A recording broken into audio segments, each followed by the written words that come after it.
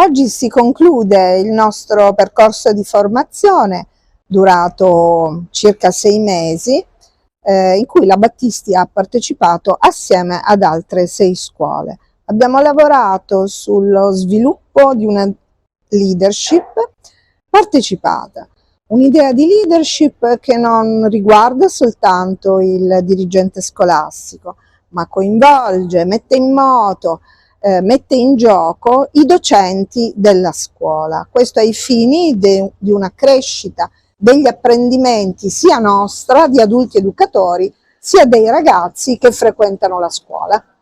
In particolare, sviluppando competenze di leadership condivisa, l'apprendimento dei ragazzi migliora sicuramente, perché noi adulti facciamo più attenzione al campo delle cosiddette soft skills, saper collaborare, saper parlare in pubblico, essere credibili, essere puntuali, essere affidabili.